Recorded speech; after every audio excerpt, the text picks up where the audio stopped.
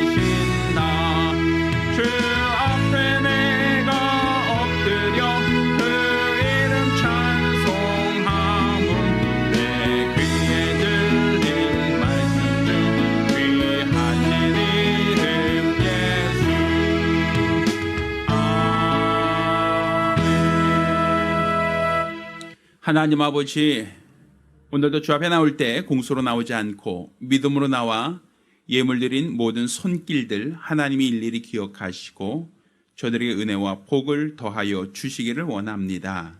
우리 하나님이 함께 하심으로써 저들의 모든 삶 가운데 하나님이 도우시는, 하나님이 주관하시는 거룩한 믿음의 역사가 있도록 도와주시옵소서.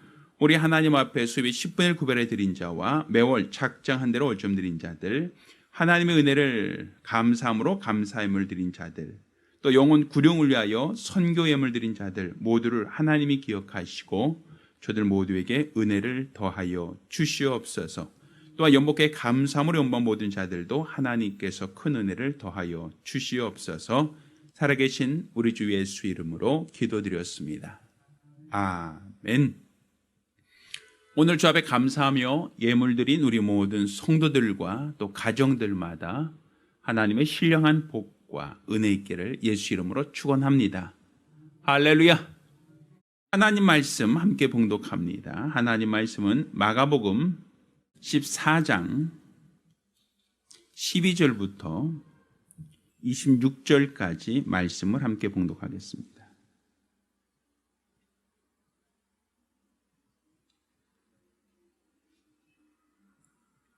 오늘 함께 봉독하실 하나님 말씀 마가복음 14장 12절로 26절까지 말씀을 교독합니다.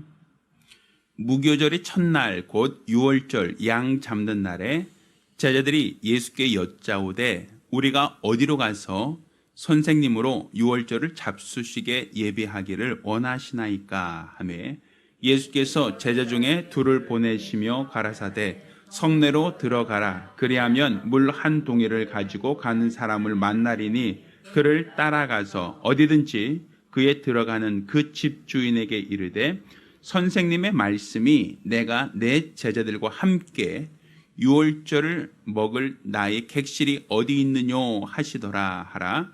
그리하면 자리를 베풀고 예비된 큰 다락방을 보이리니 거기서 우리를 위하여 예비하라 하신대 제자들이 나가 성내로 들어가서 예수의 하시던 말씀대로 만나 유월절을 예비하니라. 저물매 그 12를 데리시고 와서 다 앉아 먹을 때에 예수께서 가라사대 내가 진실로 진실로 너희에게 이르노니 너희 중에 한 사람 곧 나와 함께 먹은 자가 나를 팔리라 하신대 저희가 근심하여 하나씩 하나씩 여짜오되 내니까 이르시되 12 중 하나 곧 나와 함께 그릇에 손을 넣는 자니라 인자는 자기에게 대하여 기록된 대로 가거니와 인자를 파는 자는 사람은 화가 있으리로다 그 사람은 차라리 나지 아니하였다면 제게 좋을 뻔하였느니라 하시니라 저희가 먹을 때 예수께서 떡을 가지사 축복하시고 떼어 제자들에게 주시며 가라사대 받으라 이것이 내 몸이니라 하시고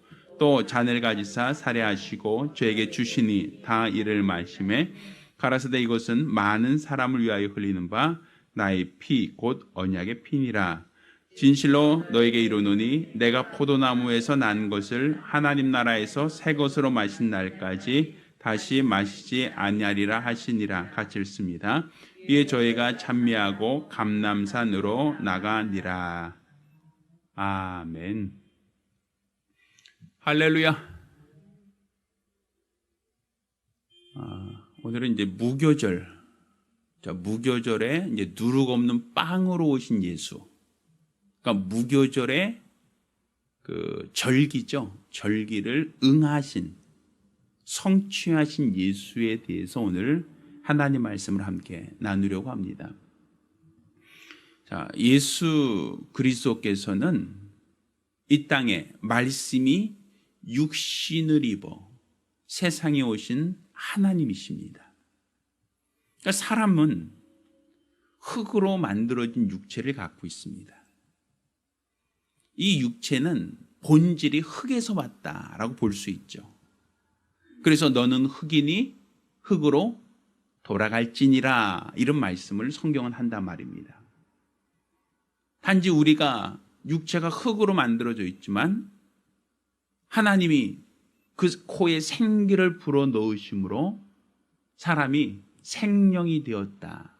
우리 인간의 가치는 만들어진 흙의 가치가 있는 게 아닙니다. 그 안에 생기를 불어넣으신 그 생기, 그것의 가치가 있는 겁니다. 그래서 혈과 육은 하나님의 나라를 유업으로 받을 수 없다라고 얘기하죠. 흙은 흙으로 돌아가고 영은 어디로부터 왔으니까?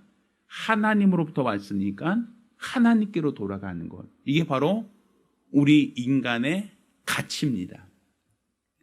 자, 그런데 예수는 우리와 똑같은 모습, 똑같은 육체를 입고 오셨다 할지라도 그분은 우리와 같지 않았다는 얘기죠. 그분은 흙으로 만들어진 피조된 존재가 아니라 그는 말씀이 육신을 입고 오셨다라고 요한복음 말하고 있죠. 그 본질이 다른 거예요. 우리와 똑같은 육체를 갖고 있고 육체가 음식을 먹거나 잠을 자거나 또 육체가 호흡하는 모든 육체의 연약함은 똑같지만 본질이 다른 거예요. 본질. 인간은 흙으로 만들어진 육체, 예수는 말씀이 몸이 된 육신을 입으신 그 육체. 그러니까 본질 자체가 다른 거예요. 그러니 그 본질이 다르다라고 하는 것은 결국 예수는 사람의 혈통, 사람의 육신의 어떤 유전과 육신의 어떤 혈통을 따라오신 게 아니다라고 되어 있죠. 물론 믿음을 따라오신 거죠. 아브라함과 다윗의 자손이라는 것은 혈통적인 자손이 아니라 믿음의 자녀로 오셨다. 약속의 자녀로 오셨다라고 보는 것이 맞겠죠. 그러니까 예수 그리스도는 이와 같이 우리와 똑같은 몸을 입고 있지만 그분의 본질은 다르다. 이것을 좀 이해할 필요가 있어요. 자, 이렇게 다른 이유가 무엇이냐? 빌립보서 2장에는 그가 근본 하나님과 동등되시지만 하나님과 동등됨을 취할 것으로 여기지 않고 자기 비어 종의 형체를 입으셨다라고 되어 있죠. 그러니까 예수님께서 말씀이 육신을 입고 우리 인간과 똑같은 모습으로 오신 것은 아버지께 대한 지극한 겸손이었다라고 성경은 우리에게 가르치고 있는 겁니다. 자, 그러면 그분이 왜 육신을 꼭 입으셔야만 됐는가? 육신을 입으신 그 이유가 무엇인가? 하나님으로서 그분이 일하시면 되는데 왜 굳이 하나님으로 그분이 일하지 않고 육신의 몸을 입고 연약한 모습으로서 일해야만 되느냐라는 거예요. 자, 이것은 우리가 그렇죠. 대통령에게 면책특권이라는 게 있죠. 그러니까 대통령은 죄를 지어도 임기 중에는 형사소출을 받지 않아요. 또 대통령의 권한 중에 또 한 가지가 뭐냐면 사명권이라는 것이 있어요. 사명권이 뭐죠? 죄를 지은 사람이 있다 할지라도 그 죄를 무효화시킬 권한이 대통령에게 있어요. 그래서 예전에 칼기 폭파범이었던 김현인가요? 그 사람은 날아가는 비행기를 테러로 폭파시켰으니까 그 안에 탄 수백 명이 죽었지 않습니까? 살인자죠? 테러리스트죠? 그런데 대통령이 그 사람에게 형을 집행하기 전에, 그러니까 판사는 그 사람은 사형이다가 판결했는데도 불구하고 대통령이 살려줘라 라고 하니까 어떻게 됐어요? 지금까지 살아있어요. 지금까지 그 사람은 멀쩡히 살아서 지금도 어딘지 모르지만 어딘가는 살아서 지금도 있죠. 자, 그렇게 될 수 있었던 그 이유가 뭡니까? 재판에서 판결을 내렸는데도 불구하고 판결을 번복할 능력이 누구에게 있다는 거예요? 대통령에게 있다는 거예요. 헌법상 권리죠. 그러면 하물며 사람이 만든 대통령에게도 그런 권한이 있는데 하나님께 없겠어요? 있겠어요? 있죠. 하나님께서도 죄 있다라고 정하시는 것도 하나님이고 또 그 죄를 면책시킬 수 있는 능력도 하나님께 있단 말이에요. 그런데 하나님은 범죄한 자를 내가 용서할게, 그래 내가 용서하마라고 정할 수 있는데 그분이 그렇게 하지 않으셨어요. 그렇게 하지 않으신 것은 무엇이냐면 하나님은 공의롭기 때문에 그래요. 왜? 인간의 범죄는 그 배후에 누가 있어요? 시험하는 자가 있거든요. 그러니 하나님은 공의로우신 공평하신데 사람은 면책특권으로 살려줬어요. 그러면 그를 범죄케 한 원수도 똑같이 면책을 해줘야 되는 거거든요. 왜? 하나님은 동일하신 분이시니까. 공평하신 분이시니까. 그러니까 아담의 죄가 뭐예요? 하나님처럼 되리란 교만이었죠. 그럼 천사 중 하나도 내가 지극히 높은 자와 비길이라 한 건 똑같아요? 달라요? 같잖아요. 그럼 아담의 죄를 용서한다면 누구의 죄도? 타락한 천사의 죄도 똑같이 용서를 해야 되잖아요. 하나님 사면을 해줘야 되잖아요. 근데 하나님께서는 사람에게 아예 범죄할 수 있는 환경, 마귀가 아예 접근하지 못하도록 아예 철저히 통제하셨다면 아담은 시험하는 자에게 시험받지 않았을 거예요. 에덴 동산으로 옛뱀이 들어오지 못하게 마귀가 오지 못하도록 가두셨다면, 그렇죠? 화형검으로 막았다라고 하면 어떻게 감히 시험한 자가 올 수 있겠어요? 그렇지만 하나님 그렇게 하지 않으셨단 말이에요. 그래서 하나님의 아들이 세상에 오신 것은 우리를 구원하러 오신 것도 있지만 요한일서 3장 8절에는 마귀를 멸하러 오셨다고 되어 있거든요. 그러니까 마귀는 처음부터 범죄한 자요 이렇게 되어 있잖아요. 그러니까 아담은 속아서 범죄한 거지만 그를 범죄하게 하는 원수는 속아서 그런 게 아니에요. 스스로가 타락했죠. 그래서 하나님은 그 타락한 천사를 심판하기 위해서는 인간을 그냥 사명권으로 내가 용서할게, 내가 죄 없다 할게 라고 하지 않는 거예요. 어떻게 해야 돼요? 하나님은 그를 구속하기 위해서는 대신 그 죄값을 치러야 되는 거예요. 성경에 먹으면 뭐하리라? 죽으리라 했으니 하나님 말씀이 법이란 말이에요. 그러니까 먹으면 죽어야 되는 거예요. 하나님의 말씀이 응하여져야 되니까. 하나님께서 말씀하셨는데 그걸 번복할 수 없단 말이에요. 그러니 죽어야 되는데 첫사람 아담이 죽으면 심판을 받게 되잖아요. 그래서 첫사람 아담이 먹고 누가 죽는다?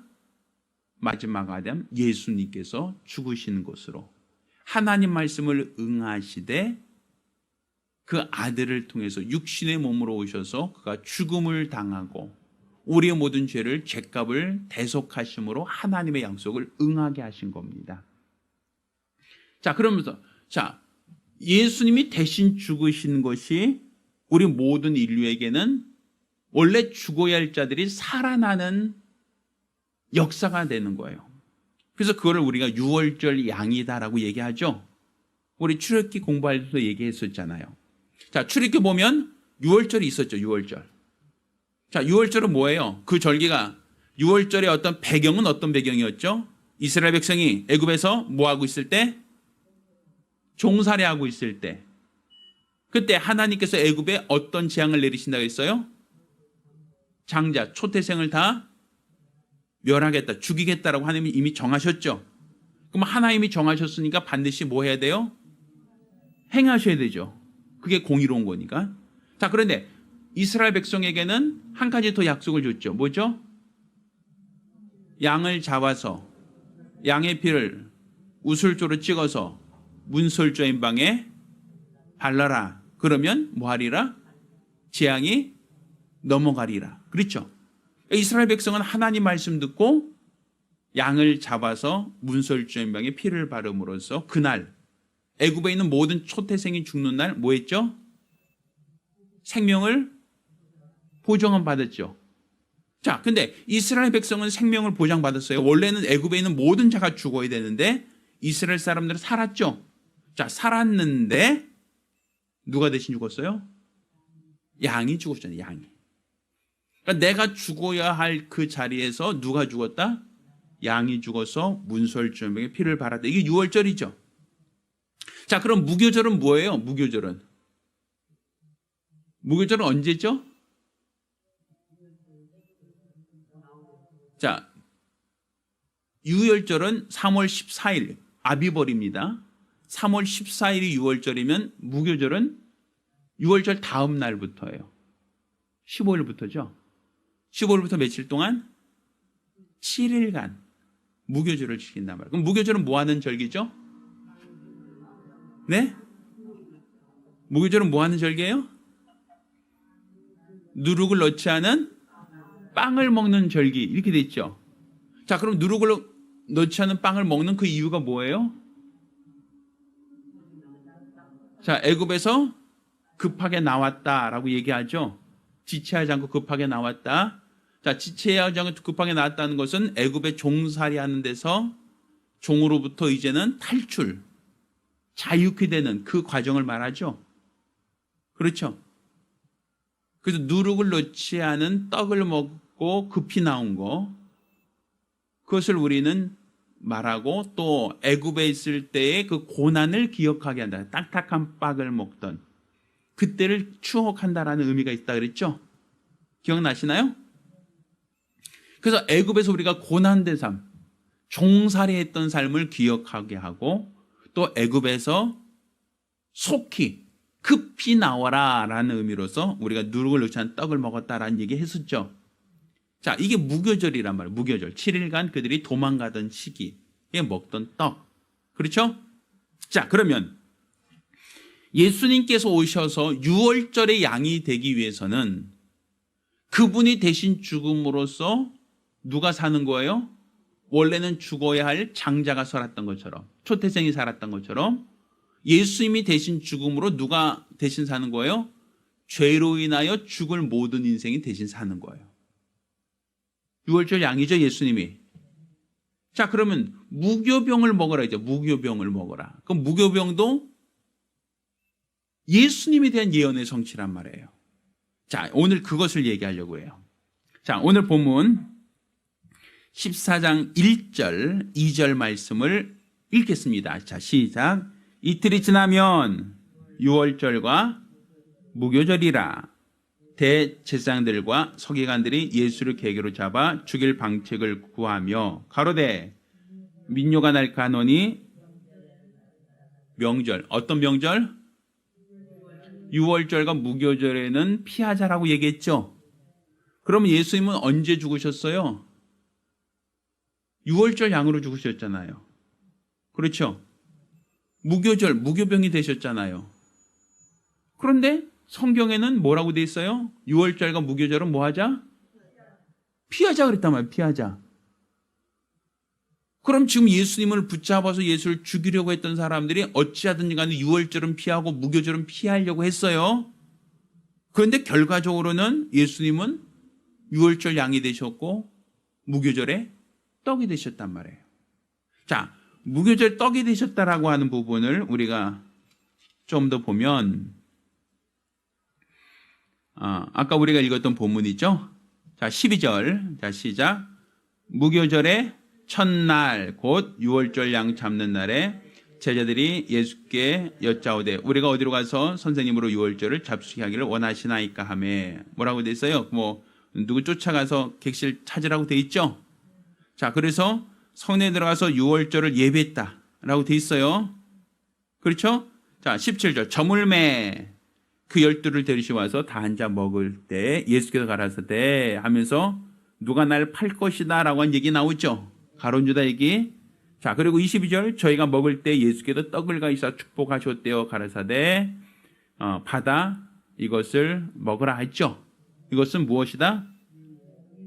자, 지금 이 절기가 무슨 절기예요? 자, 12절. 무교절의 첫날 곧 유월절 양 잡는 날이었죠. 그때 예수님께서 어디 갑니까? 라고 하니까 그 방을 구했죠. 그렇죠. 마가다라 그러니까 그 방을 구했잖아요. 방을 구해서 예수님과 제자들이 모였어요. 그리고 그 저녁에 예수님께서 떡을 가지사 뭘 얘기하세요? 이것을 받아 먹어라. 이것은 내 몸이다. 이런 얘기 나오죠. 그럼 이 절기가 어떤 절기라는 얘기예요? 무교절이잖아요. 무교절. 그렇죠. 6월절 그 다음 날부터 무교절이잖아요. 그러니까 6월절도 사실 어떻게 보면 양을 잡아서 문설주망에 피를 바르고 바로 무교절로 들어가잖아요. 그렇죠. 그러니까 결국 예수님께서 성찬식이라고 하죠. 성찬식. 우리가 코로나19 전에는 매월 한 번씩 성찬했지 않습니까? 이 성찬할 때 예수님께서 이것을 받아 먹으라 하고 주셨던 떡이 어떤 떡이란 얘기예요? 무교병이에요. 무교병. 그 당시는 누룩을 넣지 않은 떡을 먹어야 되는 거니까. 그렇죠. 그래서 사실 저는 성찬할 때 우리 교회가 성찬할 때 카스테라로 하잖아요. 근데 사실 저는 좀 불만이 좀 있어요. 개인적으로는. 왜 카스테라는 부풀린 떡이잖아요. 효소를 넣어서 이렇게 부풀려서 이렇게 폭신폭신하게 만든 떡이잖아요. 그렇죠? 그래서 사실은 그 떡을 쓰면 안 되는 거예요. 원래는. 그래서 예전에는 그 흰 백설기로도 한번 해보려고 그랬었어요. 흰 백설기로 이렇게 진짜 떡이니까 떡을 잘라서 그러니까 누룩을 넣지 않았잖아요. 떡은 백설기 떡을 해서 했더니 너무 끈적거려. 그래서 씹어 먹기가 너무 힘들어서 한 번 하고서 그거 포기했죠. 그래서 의미가 중요한 거니까 이제 카스테라를 다시 쓰고 있습니다만 사실 그 일반 제과점에서 파는 누룩을 넣어서 부풀린 빵이 아니라 우리 집사님들 중에 누가 그 아주 빵을 잘 만드신 분이 있다면 누룩을 넣지 않고 그냥 빵을 고왔으면 좋겠어요. 그걸 잘라서 했으면 참 좋겠어요. 근데 뭐 아직까지는 그렇게 할 수 있는 그 여력이나 능력이 안 돼서 또 우리가 하지 못하고 있습니다만 원래는 무교절은 누룩을 넣지 않는다라는 거예요. 누룩을 넣지 않은 떡을 먹는 게 무교절이고 예수님이 제자들을 모아서 성찬을 할 때도 그때 쓴 떡이 어떤 떡이겠어요? 무교병이겠죠. 무교절이니까. 그렇죠? 자, 그러면 누룩을 넣지 않았다라고 하는 건 어떤 의미라 그랬어요? 자, 누룩을 넣지 않았다라고 하는 떡은 예수님께서 제자들에게 말씀하시죠. 너희가 바리새인의 누룩을 주의하라 이렇게 말씀하시죠. 그러면 이 바리새인의 누룩을 주의하라 할 때 바리새인이 뭐가 되는 거예요? 교훈이죠. 그러니까 바리새인의 교훈은 뭐예요? 자기는 지키지 않으면서도 남에게 지키라고 하는 거. 그건 외식하는 바리새인과 서기관들이요라고 했잖아요. 그러니까 자기는 기도하지 않으면서 기도하는 척하고 자기는 믿지 않으면서 그냥 경건한 척하고 이거 있잖아요. 그러니까 어디 속은 비어 있는 거잖아요. 빵이 누룩으로 부풀어 올라서 보기에는 탐스럽고 아주 커 보이는데 카스텔 한번 주먹으로 꽉 잡으세요. 얼마나 푹 들어가 버리죠. 그렇죠? 이게 다 부풀어 있는 것이 실제로는 꽉 누르면 밀가루 몇 개 들어가지도 않을 거야 아마. 그러니까 결과적으로는 그 사람들은 사람에게 보이려고 부풀어진 외식하는 모습이 더 강하단 말이에요. 근데 예수님은 그가 사람에게 보이려고, 사람에게 잘 보이려고 하는 누룩이 없단 말이에요. 그가 우리의 죄를 대신 담당하러 오셨는데 그분의 모습을 성경은 흠모할 만한 것이 없다라고 기록하고 있어요. 풍채로 봤을 때, 외모로 봤을 때, 그의 집안으로 봤을 때, 또 재물로 봤을 때, 지위나 명예나 권력으로 봤을 때 예수님은 그 누구도 부러워할 만한 뭔가 자신이 갖고 있는 것을 부풀려서 사람들에게 과장시켜서 보이려고 하는 모습이 없었다는 얘기예요. 그분은 그냥 말씀이 육신이 돼서 오셔서 하나님 말씀대로 그대로 그분은 순종하신 모습만 보이셨단 말이에요. 그래서 우리가 진설병이라고 그러죠. 진설병. 성전에 들어가는 진설병에 12개 떡을 올려놨잖아요. 이게 무교병이에요. 그게. 그 무교병을 썼던 이유는 누룩을 넣지 않아요. 왜? 일주일간 하나님 앞에 진설하는데 누룩을 넣으면 당장 먹기는 부드러워 보이지만 금방 상해요. 변질돼요. 그래서 7일간 성막이 안에 두는 그 떡은 누룩을 넣지 않아요. 뭐만 넣냐면 기름과 소금만 넣어요. 그래서 그것을 그냥 절편에 마치 화덕이라고 그러죠. 거의 구워낸 거예요. 누룩을 넣지 않고 그냥 반죽을 해서 소금으로만 또 기름으로만 반죽해서 그냥 절편에 구워낸, 마치 어떻게 보면 딱딱한 떡이란 말이에요. 그러니까 예수님께서도 그 무교병으로 오신 거예요. 그리고 오늘 성찬을 할 때 이것을 받아 먹어라, 이것은 내 몸이다라고 하시잖아요. 그러니까 사실 무교병을 먹으라 하면서 이거는 내 몸이다라고 하셨단 말이에요. 그러니까 누룩을 넣지 않은 떡을 무교절에 나눠주시면서 이건 내 몸이다라고 예수님 말씀하셨잖아요. 그러니까 무교병은 누구에 대한 약속이란 얘기죠? 예수의 몸에 대한 약속이죠. 그러니까 말씀이 육신되어 오신 이유가 무엇이냐? 우리에게 먹으라고 오신 거예요. 그분이 떡으로 오신 거예요. 자, 그래서 떡으로 오셨기 때문에 그분은 어디서 태어나셨어요? 출생은 어디서 하셨어요? 12월 25일 날 예수님은 어디서? 베들레헴. 베들레헴이 무슨 뜻이죠? 떡방앗간. 방앗간이라는 뜻이에요. 왜 떡방앗간으로 오시죠? 떡으로 오셨으니까. 빵으로 오셨으니까. 그분이 빵으로 오셨으면 빵은 어디서 만들어요? 처음에 밀을 추수해서 어디서? 방앗간에 쪄서 빵 만들잖아요. 그러니까 예수님이 태어난 곳이 왜 베들레헴이고 왜 굳이 베들레헴이냐? 물론 약속대로 오셨지만 그 약속대로 오신 그곳이 아주 절묘하게도 빵 공장이란 말이에요. 빵 만드는 곳. 왜? 방앗간.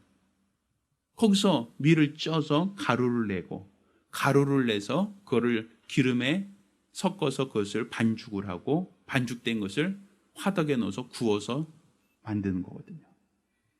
그러니까 사실 어떻게 보면 밀 하나하나의 알갱이를 으깬다, 깨트린다. 빵을 만들려면 깨트려야 돼. 형체를 그냥 가만히 내버려두면 깨트리잖아요. 그러니까 예수님이 빵이 되기 위하여 그분은 어떻게 했어요? 먼저 자신이 몸이 깨지는, 몸이 상하는 수고를 통해서 빵이 됐다라고 얘기하는 거예요. 그래서 이 빵이라고 하는 것은 밀가루 그러니까 밀 하나가 빵이 되는 게 아니잖아요. 그 여러 가루들이 하나로 뭉쳐서 빵이 되잖아요. 그렇죠? 그것처럼 예수님께서 원래 그 밀 하나를 가루를 낸 다음에 반죽해서 화덕에 구우면 하나의 빵이 되죠. 그렇죠? 그것처럼 우리 교회라고 하는 것도 그렇게 되는 거예요. 우리 교회라고 하는 것도 성도들 하나가 하나의 떡이 되는 거, 무교병이 되는 거예요. 그럼 하나하나가 떡이 되기 위해서는 그 가루가, 그 알갱이가 다 뭐가 돼야 되죠? 으깨져. 가루가 되어야, 그리고 그 성령 안에서 하나가 된, 기름으로 반죽한다. 성령을 기름으로 표현하거든요. 그래서 내가 가루가 되고 성령으로 하나가 되는 거예요. 그래서 교회에 나온 모든 사람들을 회개하고 죄를 자복함으로 자신을 깨트리는 거예요. 으깨지는 거예요. 그러니까 내가 내 모습 그대로 남아있으면 빵이 되지 않아요. 내가 깨어지고 으깨어지고 가루가 돼야 돼요. 그러니까 나라는 존재는 없어지고 하나로 성령 안에서 하나가 되는 것이 그 누룩을 넣지 않은 빵이 되고 그게 바로 교회가 되는 거예요. 그러니까 예수님이 너희도 나를 따르려느냐 이렇게 돼 있잖아요. 그러니까 예수님이 무교병이 되신 것처럼 우리도 교회가 된다는 것은 우리도 무교병이 되는 걸 말하는 거죠. 그게 교회예요. 그러니까 교회 내에는 누룩이 들어가면 안 되는 거예요.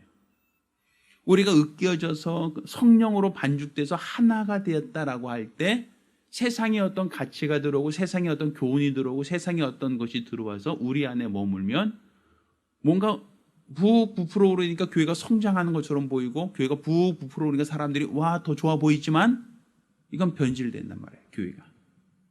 그러니까 교회는 변질되지 않으려면 교회 내에는 세상 교훈이 들어오지 않아야 돼요. 세상의 가치가 들어오면 안 돼요. 내가 으깨어지고 회개하고 으깨어진 자리에 성령 안에서 하나가 되는 그 떡만 있는 거예요. 그래서 기름으로 반죽한다면 그 화덕에 굽는 거거든요. 화덕. 뜨거운데. 그래서 이 뜨거운 곳에 구워야만 그것이 익잖아요.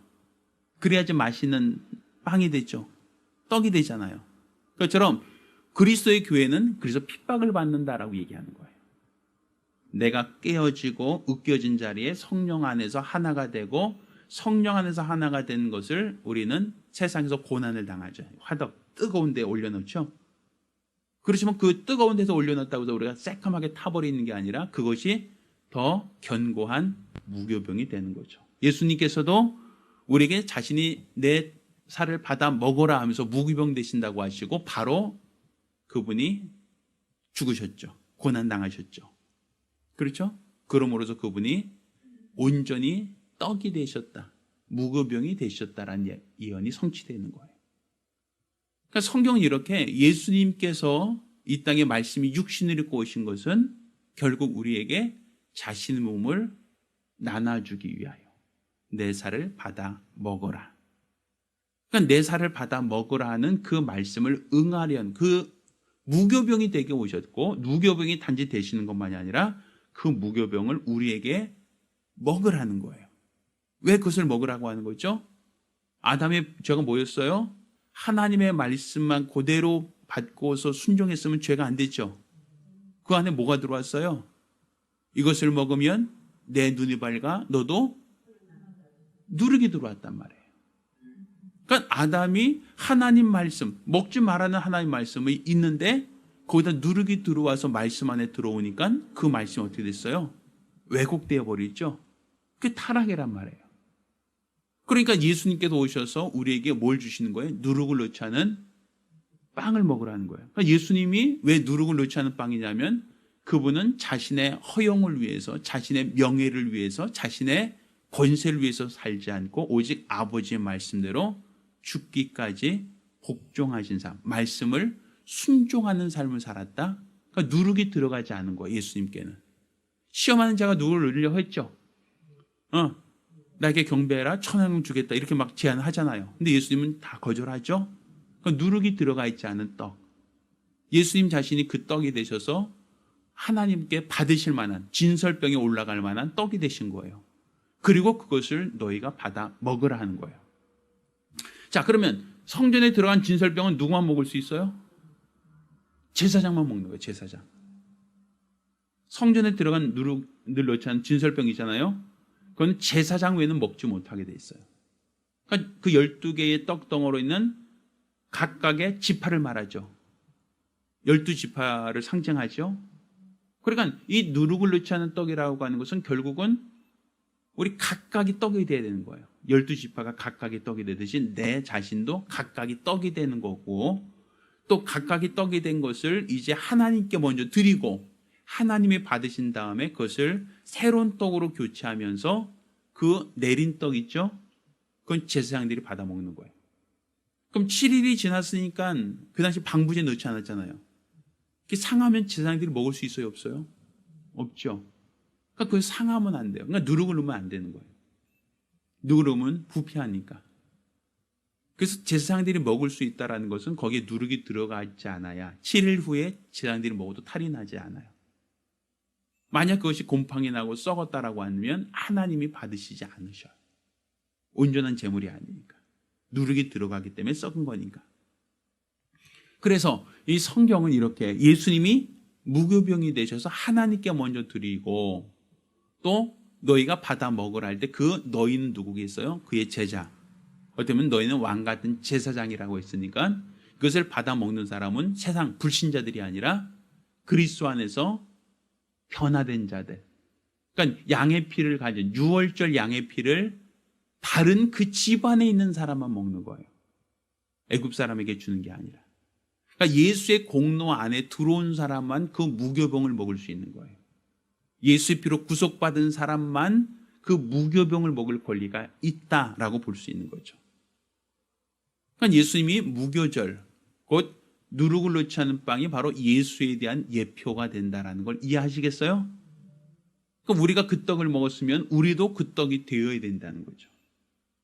내가 누룩을 넣지 않은 떡을 먹음으로 나도 그 떡을 먹은 무교병이 돼서 교회를 이루는 거예요. 각각의 쌀 알갱이가 성령 안에서 하나가 되고 세상의 온갖 핍박 속에서도 하나님께서 받으실 만한 떡이 되는 거예요. 그래서 그걸 하나님께 드리고 우리가 세상에 나가서 그것을 우리가 먹히는 거예요. 이걸 우린 전도라고 얘기하는 거죠. 그러니까 우리 집사님들께서 우리 성찬을 할 때 요즘에 물론 코로나 때문에 성찬을 못하고 있지만 누룩을 넣지 않는 떡, 원래는 카스테라가 아닌 성찬할 때 빵을 먹으면서 뭘 생각해야 되는가, 뭘 우리가 기억해야 되는가. 예수님께서 이걸 기념하라 하셨잖아요. 뭘 기념하는 거죠? 네? 자, 누룩을 넣지 않은 떡, 그러니까 카스테라 말고 무교병을 먹으면서 우리 뭘 기억하는 거예요?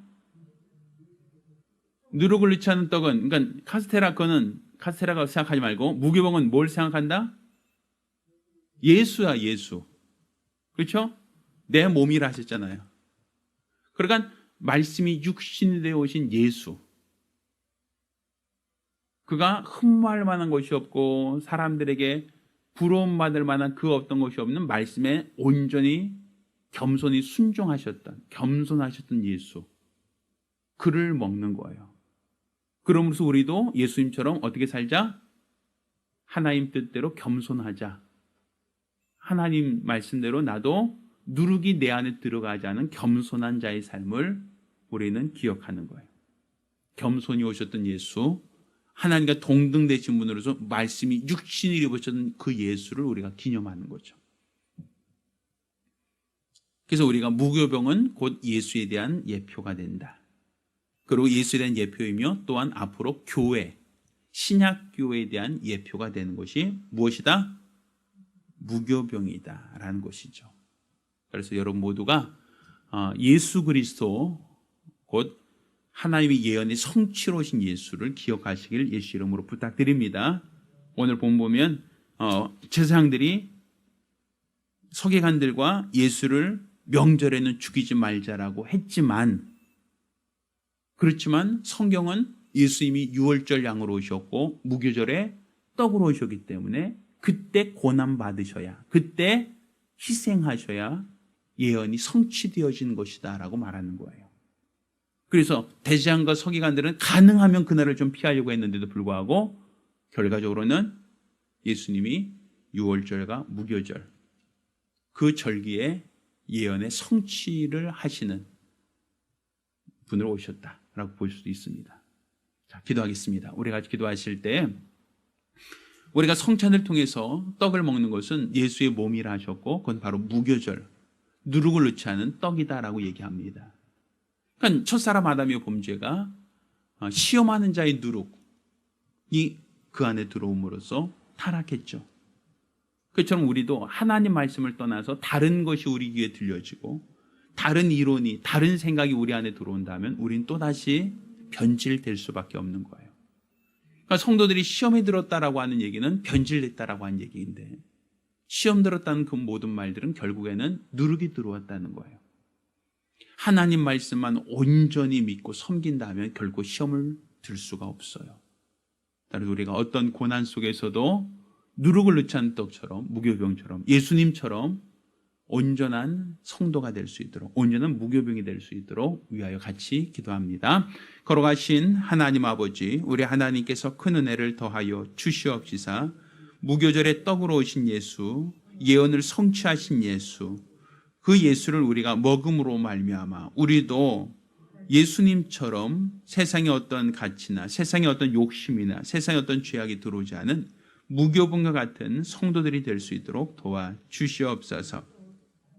예수님께서 무교병이 되기 위하여 그가 자신을 낮추시고 찢기셨사오니 우리가 이와 같이 예수 그리스도께서 말씀이 육신이 되어 오셔서 겸손히 자신을 낮추시고 자신을 찢겨 죽기까지 복종하신 것은 바로 우리에게 참 떡으로 우리에게 주시려고 했던 하나님의 은혜를 깨닫고 기억하게 도와주시옵소서.